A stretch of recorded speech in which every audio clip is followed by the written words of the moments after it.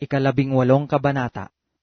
Nang oras na yaon ay nagsilapit ang mga alagad kay Jesus, na nangagsasabi, "Sino nga baga ang pinakadakila sa kaharian ng langit?"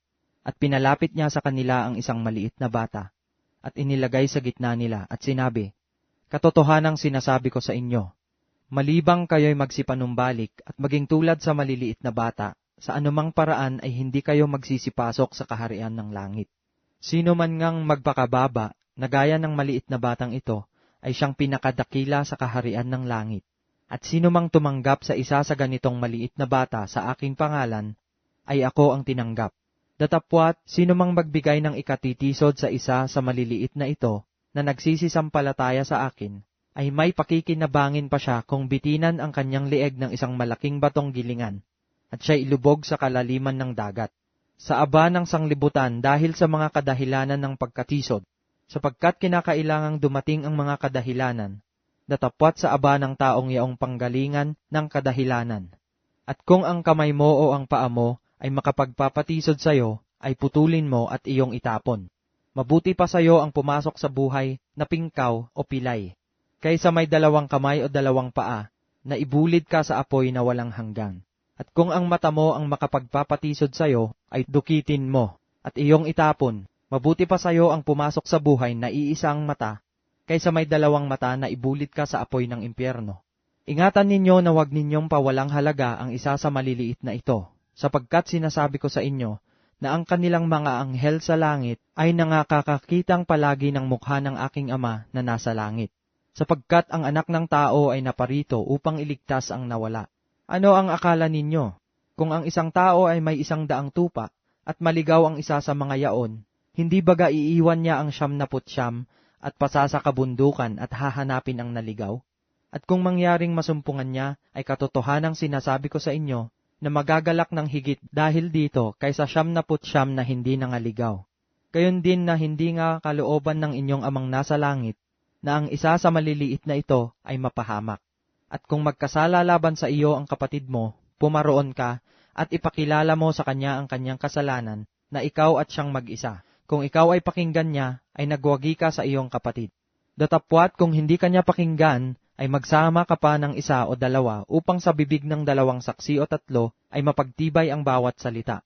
At kung ayaw niyang pakinggan sila, ay sabihin mo sa iglesia. At kung ayaw rin niyang pakinggan ng iglesia, ay ipalagay mo siyang tulad sa hintil at maniningil ng buwis. Katotohanang sinasabi ko sa inyo, na ang lahat ng mga bagay na inyong talian sa lupa ay tatalian sa langit. At ang lahat ng mga bagay na inyong kalagan sa lupa ay kakalagan sa langit. Muling sinasabi ko sa inyo, na kung pagkasunduan ng 2 sa inyo sa lupa ang nauukol sa anumang bagay na kanilang hihingin, ay gagawin sa kanila ng aking Ama na nasa langit. Sapagkat kung saan nagkakatipon ang 2 o 3 sa aking pangalan, ay naroroon ako sa gitna nila. Nang magkagayoy lumapit si Pedro at sinabi sa kanya, "Panginoon, makailang magkakasala ang aking kapatid laban sa akin, na siya'y aking patatawarin hanggang sa 7?" Sinabi sa kanya ni Jesus, "Hindi ko sinasabi sa iyo hanggang sa 7, kundi hanggang sa 77. Kaya't ang kaharian ng langit ay tulad sa isang hari, na nag-ibig na makipag-usap sa kanyang mga alipin. At nang siya'y magpasimulang makipaghusay, ay iniharap sa kanya ang isa sa kanya'y may utang na 10,000 talento. Datapwat palibhasay wala siyang sukat ibayad, ipinag-utos ng kanyang Panginoon na siya'y ipagbili, at ang kanyang asawa at mga anak, at ang lahat niyang tinatangkilik, at nang makabayad. Dahil dito, ang alipin ay nagpatira pa at sumamba sa kanya, na nagsasabi, 'Panginoon, pagtiisan mo ako, at pagbabayaran ko sa iyong lahat.' At sa habag ng Panginoon sa aliping yaon, ay pinawalan siya, at ipinatawad sa kanya ang utang. Datapwat lumabas ang aliping yaon, at nasumpungan ang isa sa mga kapwa niya alipin, na sa kanya'y may utang na 100 denaryo. At kanyang hinawakan siya, at sinakal niya, na sinasabi, 'Bayaran mo ang utang mo.'